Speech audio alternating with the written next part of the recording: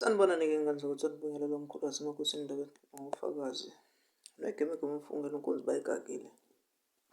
Labathakathi. Judge late judge isiminyo sokugcina bathi banye walking dictionary. No, ngithi ake siyibambe la ngani zakwethu. Namhlanje ngizokhuluma about the danger of soul ties. Ukuthi aqhamuka kanjani in different ways. So before ngikhulume nalokho, please do make sure ukuthi wena uqala ukubuka le video kamkhulu wasemakosini. Please make sure that you watch the video, you subscribe, you like the video, and uyayisharisha to those who are in need. Ngani zakwethu, inamba kamkhulu wasemakosini 072 887 1995. Iyona namba ke leyo eliyokuthola kuyo ngani zakwethu. Bese senza nje kulaba amaphupho. Before sikhuluma ngama-soul ties, ama-video amaphupho, please make sure ukuthi uyawabukisisa before you come and ask me iphupho ngavele ngalichaza straight. And then-ke ilapho sungabuya khona. Some of you request-ani u-live with a certain topic enithandayo ukuthi umkhulu wasemakosini akhulume kuyo. I do some post, ningene kulawo ma-post nibhale. Noma nibhale under i-video okanye ningu-WhatsApp nisho ukuthi mkhulu sewuthanda ukuthi sikhulume ngento ekanje kanje. Ngiyakuthokoza ngani zakwethu.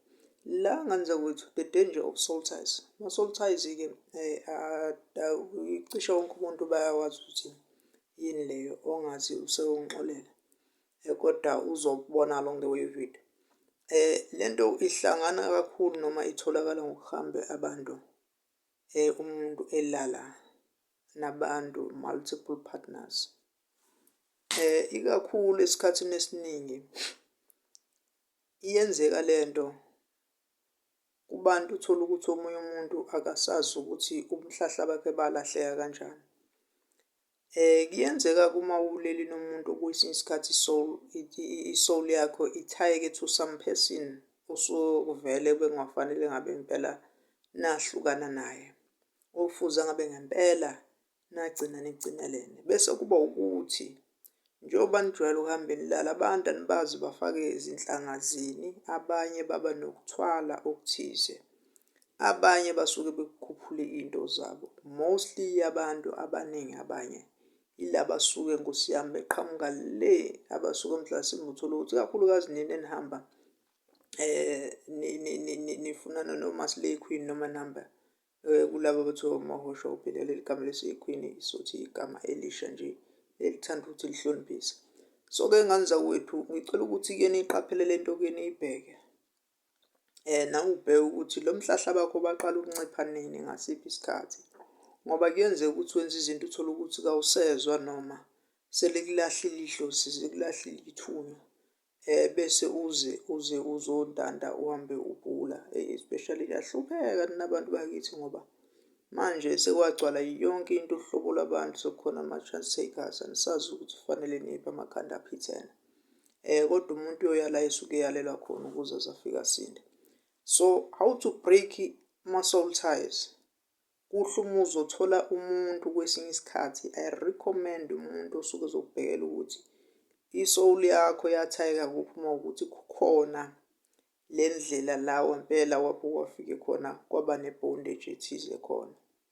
Ngoba uma uzothola ukuthi i-soul yakho ithayeke to someone owayesuke nesithwalo, obviously vele uma uwumuntu ophaphamelethwa ukade uvele uhamba ulala. Ngoba le nto yey'thwalo isebenza as i-network.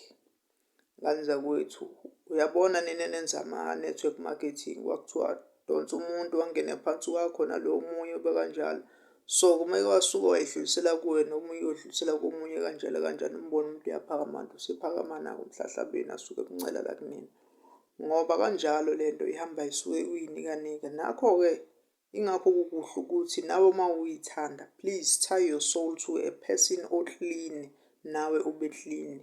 Nihloniphane futhi nikwazi nokubekezelana. Ungabi umuntu osugcina uze uhlukana nomuntu obekade esuke right ngenxa nje yokuthi nehlule ukuqale nihambe nibheke isimo sezitha ezisuke zikhona. Lazi ngani zakwethu, ibambeni iqine. niyibambe ishisa. Uyakhuleka-ke omkhulu wasemakhosini, uNdabenhle ngofakazi, ngelinye lamalanga sawushaya u-live, sidiphe nje sijule kakhulu. Ngiyathokoza makhosi, amen.